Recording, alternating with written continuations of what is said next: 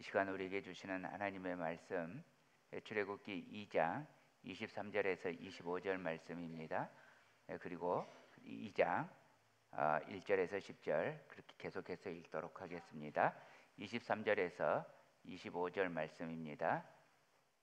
함께 읽겠습니다. 여러 해 후에 애굽 왕은 죽었고 이스라엘 자손은 고된 노동으로 말미암아 탄식하며 부르짖으니 그 고된 노동으로 말미암아 부르짖는 소리가 하나님께 상달된지라. 하나님이 그들의 고통 소리를 들으시고 하나님이 아브라함과 이삭과 야곱에게 세운 그의 언약을 기억하사 하나님이 이스라엘 자손을 돌보셨고 하나님이 그들을 기억하셨더라. 아멘. 자, 1절부터 10절도 함께 읽습니다. 그 여자가 임신하여 그가 잘생긴 것을 보고 석 달 동안 그를 숨겼으나 더 숨길 수 없게 되매 그를 위하여 갈대 상자를 가져다가 역청과 나무진을 칠하고 아기를 거기 담아 나일강과 갈대 사이에 두고 그의 누이가 어떻게 되는지 알려고 멀리 섰더니 바로의 딸이 목욕하러 나일강으로 내려오고 시녀들은 나일강 가를 거닐 때 그가 갈대 사이에 상자를 보고 시녀를 보내어 가져다가 열고 그 아기를 보니 아기가 우는지라. 그가 그를 불쌍히 여겨 이르되 이는 이브리 사람의 아기로다. 그의 누이가 바로의 딸에게 이르되 내가 가서 당신을 위하여 이브리 여인 중에서 유모를 불러다가 그 아기에게 젖을 먹이게 하리이까. 바로의 딸이 그에게 이르되 가라 하매 그 소녀가 가서 그 아기의 어머니를 불러오니 바로의 딸이 그에게 이르되 이 아기를 데려다가 나를 위하여 젖을 먹이라. 내가 그 삭을 주리라. 여인이 아기를 데려다가 젖을 먹이더니 그 아기가 자라매 바로의 딸에게로 데려가니 그가 그의 아들이 되니라. 그가 그의 이름을 모세라 하여 이르되 이는 내가 그를 물에서 건져내었음이라 하였더라. 아멘. 우리는 그동안 창세기를 통해서 하나님의 언약을 살펴보았습니다. 하나님은 사람들과 영원한 사랑과 기쁨의 교제를 나누기를 원하셨습니다. 이것이 사람 창조의 목적이었습니다. 이 하나님의 창조 목적은 사람이 범죄하고 사람이 포악을 저지르고 사람이 하나님으로부터 떠나는데도 불구하고 하나님은 도무지 포기하지 않으시고 계속 사람과 언약을 갱신하면서 하나님의 창조 목적을 이루어가고 계십니다. 이 하나님의 계획은 우리의 상상을 초월하게 아주 오래전부터 시작되었습니다. 에베소서 1장 4절입니다. 곧 창세전에 그리스도 안에서 우리를 택하사 우리로 사랑 안에서 그 앞에 거룩하고 흠이 없게 하시려고. 그래서 여호와 하나님은 이 계획 아래 아담과 언약하셨고 그 다음에 노아와 언약하셨고 또 아브라함과 언약하셨고 아브라함 언약하고 비슷해서 우리가 살펴보지는 않았지만 이삭과도 언약하셨고 야곱과도 언약하셨습니다. 여호와 하나님께서는 아브라함에게 이렇게 말씀하셨습니다. 창세기 12장 2절입니다. 내가 너로 큰 민족을 이루고 내게 복을 주어 내 이름을 창대하게 하리니 너는 복이 될지라. 그래서 아담과 노아에게 하셨던 약속은 땅에 충만하라는 거였어요. 그런데 이 아브라함에게는 큰 민족이 되리라 했습니다. 근데 여러분, 땅에 가득한 거하고 그리고 하늘의 별처럼 바다의 모래처럼 큰 민족을 이루는 거하고 말은 다른데 내용은 같습니다. 그리고 이 큰 민족은 이스라엘 사람만을 의미하지 않습니다. 이 민족은 믿음으로 말미암는 아브라함의 자손들, 여호와의 언약의 자손들, 다시 말하면 각 나라와 족속과 백성과 방언 가운데 충만하게 있을 수로 셀 수 없는 교회를 의미합니다. 그리고 여호와 하나님께서는 이 일을 이루기 위해서 아주 독특하게 일하십니다. 창세기 15장 13절 14절입니다. 함께 읽겠습니다. 시작. 여호와께서 아브라함에게 이르시되 너는 반드시 알라. 네 자손이 이방에서 객이 되어 그들을 섬기겠고 그들은 400년 동안 네 자손을 괴롭히리니 그들이 섬기는 나라를 내가 징벌할지며 그 후에 내 자손이 큰 재물을 이끌고 나오리라. 그러면 여기서 여러분 우리는 당연스럽게 질문이 떠오릅니다. 아니 왜 하나님이 아브라함을 큰 민족을 이루는데 굳이 애굽까지 내려가게 하셔서 거기서 또 굳이 종이 되게 하실까? 그냥 가나안 땅에서 그대로 큰 민족을 이룰 수도 있잖아요. 이렇게 하신 이유는 사람들의 악함과 그리고 사람의 연약함 때문입니다. 그 당시 가나안은 이 가나안 족속들이 수많은 도시국가를 이루면서 서로 전쟁하기도 하고 그리고 또 우상을 섬기면서 살고 있었습니다. 그 당시 이 작은 부족에 불과했던 이스라엘이 그 주변의 국가들과 전쟁을 할 능력도 없습니다. 그리고 또 그 수많은 족속들의 경쟁들 가운데에서 우상을 섬기지 않고 신앙의 순수성을 유지한다는 것도 쉬운 일이 아니었습니다. 혹시 전쟁에서는 이긴다고 할지라도 가나안의 우상으로부터 자기들을 지켜낼 믿음조차 되지 않았습니다. 그것은 이스라엘 백성이 애굽에서 출애굽해서 이제 가나안 땅으로 들어갔을 때 얼마 되지 않아서 심지어 들어가기도 전에 모압에서부터 우상을 섬기는 이스라엘 사람들을 보면 얼마나 하나님이 이스라엘의 연약함에 대해서 염려하셨는지를 알 수 있습니다. 그리고 다음으로 애굽은 그 당시 고대에서 가장 강력했던 통일 제국이었습니다. 그곳에서 이스라엘은 노예였지만 어쩌면 노예였기에 따로 자기들끼리 개토를 이루어서 그래서 다른 사람들이 그 안에 들어오지 않고 누가 노예하고 살고 싶겠어요? 그래서 그 땅에 들어오지 않고 노예였기에 오히려 보호가 되는 겁니다.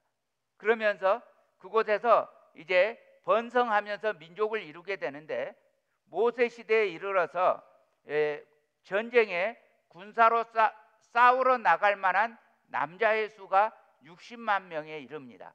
그래서 전체 인구는 추산이지만 적어도 300만 명은 될 것으로 추산합니다. 그런데 이 300만의 인구는요, 그 당시 애굽 본토의 애굽 사람들의 인구에 버금갈 정도로 많았다고 합니다. 그래서 자기 애굽 사람만큼 인구가 많아지니까 애굽 사람들이 이제 겁을 내서 이스라엘을 없애려고 하는 순간이 오게 되는 거죠. 그리고 이 애굽은 그 당시 고대 사회에서 종교가 가장 발달한 나라였습니다. 그 당시 이 땅 어디에도 하나님을 경배하는 나라, 하나님이 주인인 나라, 하나님으로 자기 하나님을 삼는 나라는 없었습니다. 세상의 모든 땅에서 사람들은 우상을 만들었고 거짓 신에게 절했습니다. 이집트는 이 모든 나라들 가운데에서도 가장 심각했습니다. 마술과 거짓 신 그리고 우상들로 채워진 땅이 바로 그곳이었습니다. 이집트의 우상들이 되게 많았습니다. 그래서 출애굽에 하나님이 10가지 재앙을 내리시잖아요. 이 10가지 재앙이 그냥 재앙이 아니라 이집트에서 섬기는 신들에 대한 재앙입니다. 그래서 나일강의 신이 컨트롤하지 못하는 걸 보이기 위해서 나일강을 피로 물들이게 하고 개구리를 섬기는 그 신을 벌을 내려서 개구리 재앙이 일어나게 하고 그리고 의학의 신, 땅의 먼지로 표현되는 의학의 신을 재앙을 내려서 이가 있게 하고 이렇게 되는 겁니다. 아무튼 이 이집트는 고대 사회에서 가장 우상의 중심부였고 사탄에게 완전히 소속된 곳이었습니다. 이집트에서 바로 그곳에서 원수 마귀가 다스리는 영역의 심장부에서 하나님은 하나님을 경배하는 민족을 키우고 계시는 겁니다. 사탄의 본거지에서 하나님은 하나님이 승리하신다고 선포하시려는 겁니다. 아무리 사탄의 권세가 강력해 보여도 하나님이 이루고자 하시면 막을 수가 없습니다. 하나님은 능력의 하나님이십니다. 하나님께서 하시고자 하신다면 아무도 못 막습니다. 그 누구도 이길 수 없습니다. 그리고 우리에게 소망은 이 하나님이 나의 주님, 나의 아버지, 나의 언약의 여호와시라는 사실입니다. 이스라엘은 이집트에서 노예였지만 400여 년 평화롭고 행복하게 살았습니다. 여러분, 400년이 흘렀습니다. 그렇다면 이제 이스라엘 사람들의 고향이 어디예요? 이집트예요. 그렇죠? 그리고 본거지도 이집트예요. 이 정도가 되면 가나안 땅에 돌아가야 한다는 약속도 잊어버릴 만한 세월이에요. 사람들은 사실 하나님과의 언약을 너무나 자주 잊어버리고 살잖아요. 애굽의 문화, 세상의 문화에 젖어서 살아갑니다. 온갖 우상과 쾌락과 야망에 젖어서 하나님의 언약을 잊어버립니다. 그러나 하나님은 결코 약속을 잊지 않으시고 성취하시는 분이십니다. 사탄은 항상 하나님의 계획을 저지하려고 하지만 하나님께서는 이루십니다. 하나님은 이집트에서 커다란 민족을 이루겠다고 약속하셨습니다. 사탄은 이집트에서 이스라엘 사람들을 죄다 멸망시키겠다고 선포했습니다. 하나님은 아브라함의 후손들을 하늘의 별보다 바다의 모래보다 많게 하시겠다고 약속하셨습니다. 사탄은 그들이 태어나자마자 없애버리겠다고 선포했습니다.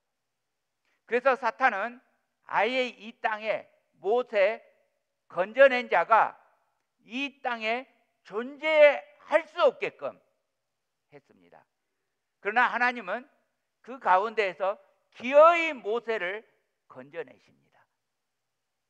사탄은 훗날에 여자의 후손 예수 그리스도, 우리를 죄에서 건져낼 자를 없애려고 합니다.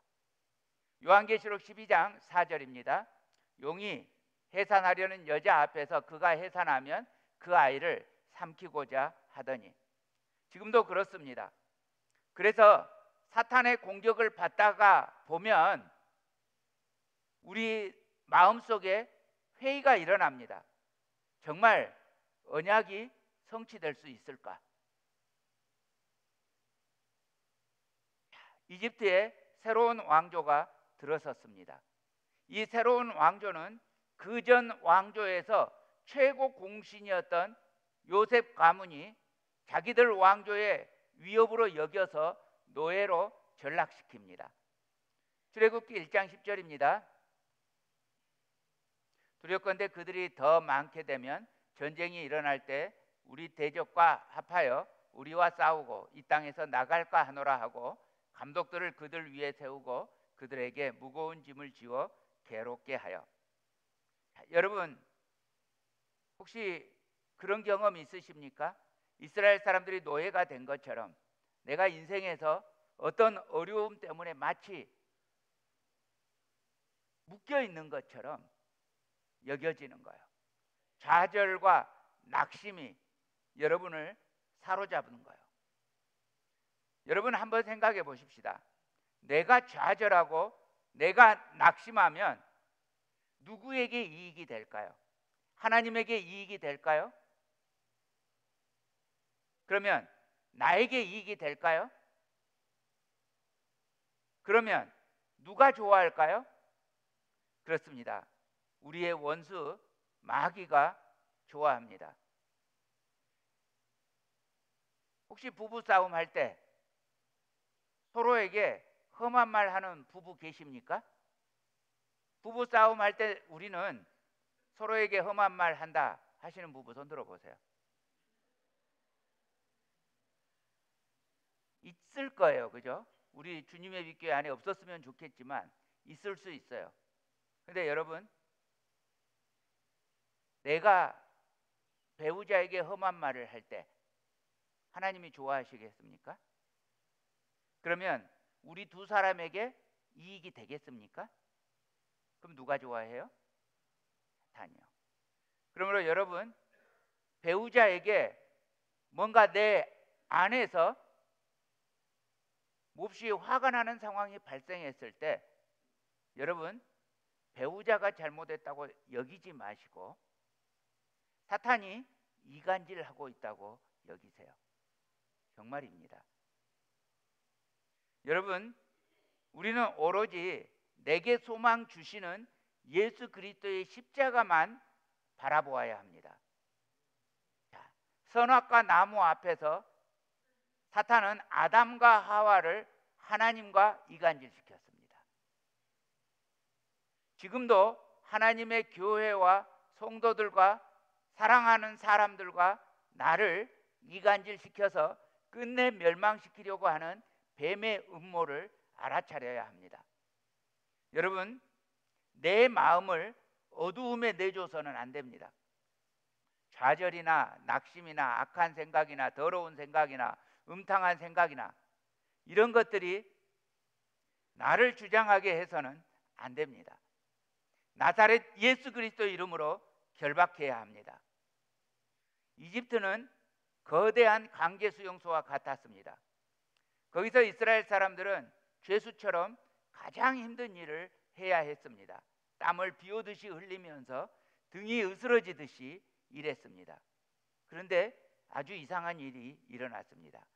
아무리 이스라엘 사람들을 학대해도 그 수가 줄어들기는커녕 오히려 더 증가되었고 더 번성했습니다. 여러분, 지옥의 음모도 사람의 계획도 하나님의 언약을 멈추게 할 수 없습니다. 하나님께서는 택한 백성들을 기어이 이루시기 때문입니다. 지금도 사탄은 무슬림권에서, 힌두권에서, 불교권에서, 공산주의 아래에서 교회를 학대하고 있습니다. 그러나 결코 하나님의 백성, 교회를 멈추게 할 수는 없습니다. 교회는 지금도 부흥의 소식을 전하고 있습니다. 정말 소망 없는 것 같았지만 애굽의 심장부에서 여호와 하나님은 원수를 결박하는 일을 하고 계셨습니다. 그렇습니다. 나는 하나님의 언약을 잊고 헤매고 있는 그 시각에도 하나님은 결코 잊지 않으시고 이스라엘을 지키시는 자는 졸지도 아니하시고 주무시지도 아니하시고 우리를 향한 하나님의 언약을 성취하고 계심을 믿으시기를 축복합니다. 여호와의 언약 성취를 위해서 평범한 사람도 하나님의 위대한 동역자가 될 수 있습니다. 우리 세 번째 하고 있습니다. 스스로를 태양신 라의 아들이라고 주장하는 사탄의 하수인, 그러나 세상에서 최고 권력자 파라오, 하나님의 계획을 저지하기 위해서 사탄의 꼬임 그대로 이스라엘을 노예가 되게 했습니다. 사탄은 자기 스스로 신이라고 주장하는 교만한 사람 바로를 통해서 하나님의 자녀들을 나일강에 던졌습니다. 이제 이집트는 더 이상 평화와 번영의 땅이 아니었습니다. 속박과 두려움과 고통과 죽음의 땅이 되어버렸습니다. 이집트에 대한 하나님의 선물이었던 나일강, 이집트의 생명과 희망의 원천이었던 그 강이 이제는 죄 없는 피로 물든 강, 비탄과 절망의 강, 슬픔의 강이 되어버렸습니다.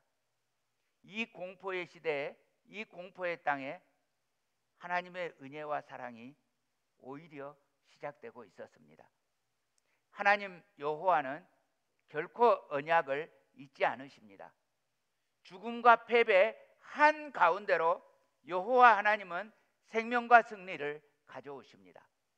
인간의 포악함 한 가운데로 여호와 하나님은 정의와 의를 보여주십니다. 흑암의 시대에 흑암의 땅에서 이스라엘을 향한 구원자의 이야기가 전개됩니다. 이사야서 55장 8절 9절 우리 함께 읽겠습니다. 시작.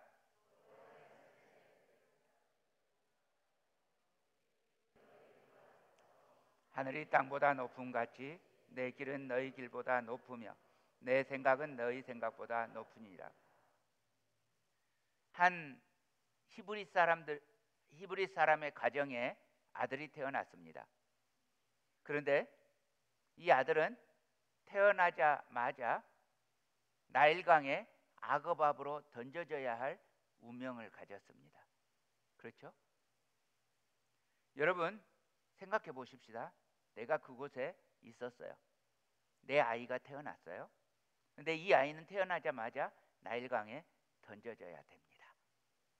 여러분 이 시대에 하나님이 이 아들을 주신 것이 하나님의 뜻이라고 상상이나 할 수 있겠어요?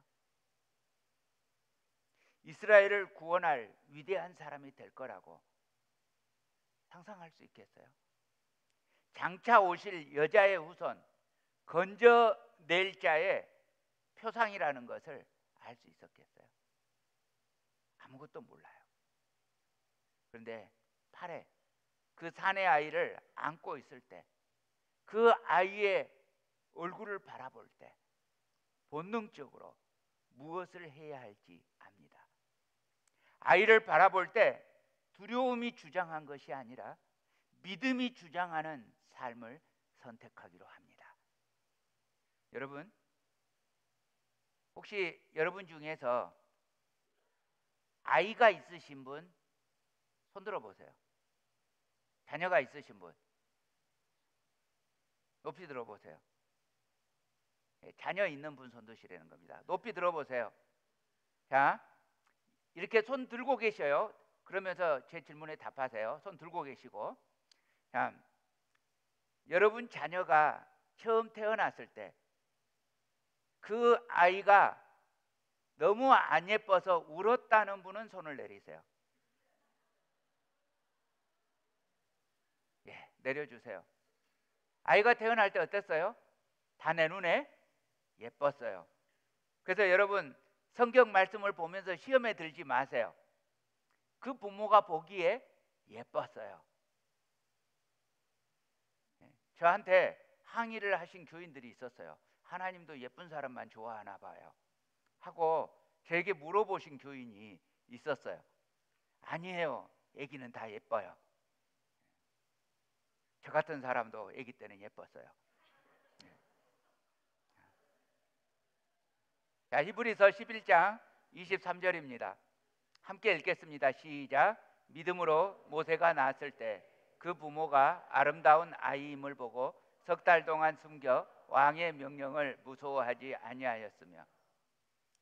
자, 이 아이 모세의 부모는 날마다 그들을 보호하시는 하나님을 의지하면서 믿음으로 살았습니다. 군사가 들이닥치면 전 가족이 몰살당할 수 있는 일입니다. 정말 위험한 일이었습니다. 그 두려움을 한번 생각해 보세요. 장래에 어떻게 될지 몰라요. 하나님이 하나도 안 가르쳐 줬어요. 이 아이는 모세가 될 거야. 이렇게 말은이라도 가르쳐 줬으면 좋았을 텐데 안 가르쳐 줬어요. 아이의 미래에 대해서 전혀 몰라요. 그런데 사랑하는 형제자매 여러분, 하나님은 안 가르쳐 주셔도 하나님은 위대하십니다. 하나님은 우리를 최선으로 인도하십니다. 복음은 하나님의 위대한 비밀입니다. 여러분, 우리는 성경을 이미 다 읽어서 이 이야기의 결론까지 다 알아요. 여러분, 우리가 다 안다고 해서 세상 모든 사람이 다 안다고 여기지 마세요. 우리들이 다 아는 거예요. 근데 우리의 울타리를 넘어가면 이거 비밀입니다. 하나님의 위대한 비밀입니다. 복음은 하나님의 위대한 비밀입니다. 우리는 믿음으로 살아야 합니다. 합니다. 이제 더 이상 요게벳은 모세를 숨길 수 없었습니다. 아이가 커가니까 울음소리 또한 커져갔습니다. 그 큰 목소리는 이제 지나가는 군사들의 귀에 들리고야 말 것입니다. 아이가 죽임을 당하기 전에, 모든 가족이 죽임을 당하기 전에 이제 뭔가 하지 않으면 안 되게 되었습니다. 그런데 그렇다고 그냥 포기할 수 없었습니다. 그래서 이들은 믿음으로 절대로 그냥 포기하지 않았습니다. 작은 갈대 상자를 만들었습니다. 근데 갈대 상자인데 영어로 박스라고 하지 않고 아크라고 합니다.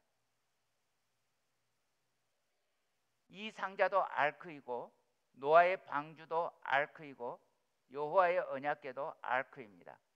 무슨 말입니까? 이 상자는 그냥 상자가 아닙니다.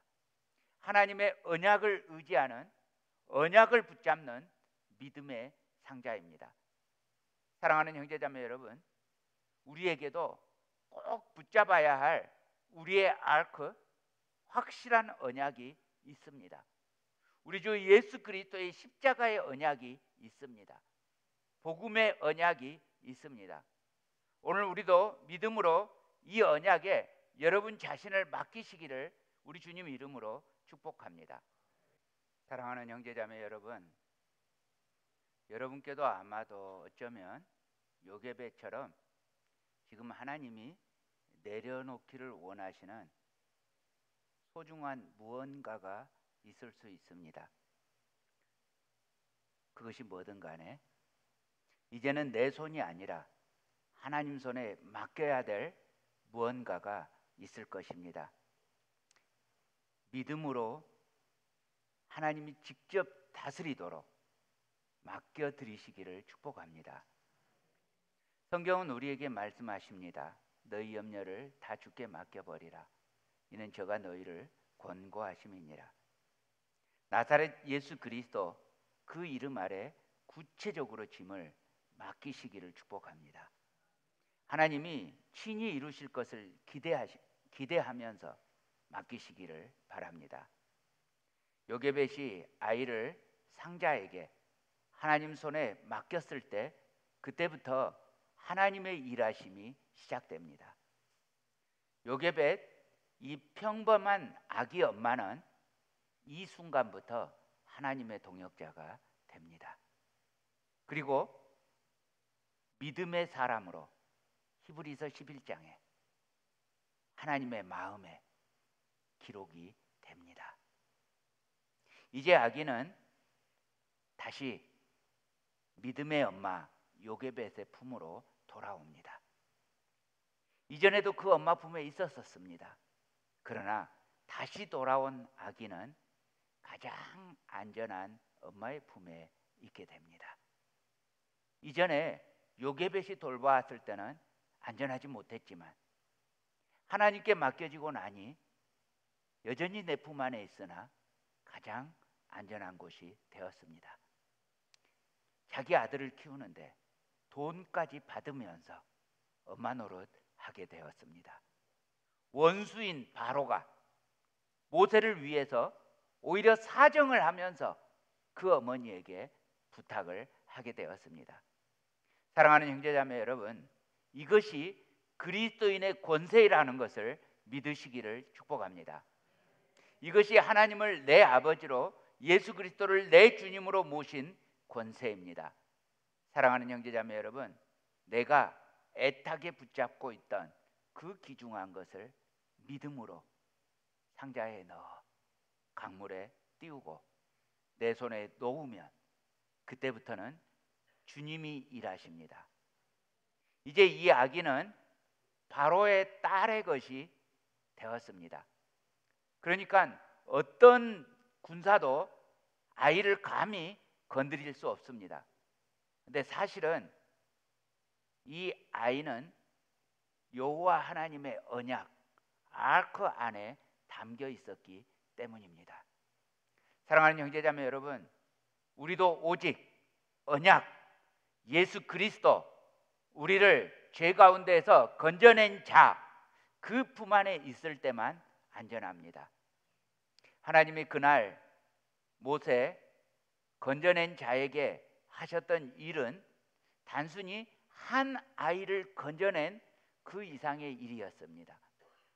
이것은 이스라엘 전체, 아니 더 나아가서 온 세상 전체를 죄로부터 건져내시려는 하나님의 일이었습니다. 바로의 이스라엘을 제거하려던 음모는 완벽하게 실패로 끝나는데, 심지어 자기가 그 건져낼 자를 키우게 된 것입니다. 그리고 이 사건은 바로가 이스라엘 아이들을 강물에 던지는 사건으로 보였지만, 나중에 보니까 바로의 모든 군사들이 물에 던져지게 된 사건이기도 했습니다. 하나님의 언약, 여자의 후손, 우리를 건져낼 자를 위해서 건져낸 자 모세가 원수의 궁전에서 왕자로 키워지고 있었습니다. 마찬가지로 하나님은 지금도 우리 성도들의 삶에서 놀라운 일을 이루고 계십니다. 여러분, 하나님이 온 세상을 구원하는 일을 위해서 우리를 교회에 세우시고 우리 교회를 죄악이 가득한 땅 한복판에서 키워나가게 하셨습니다.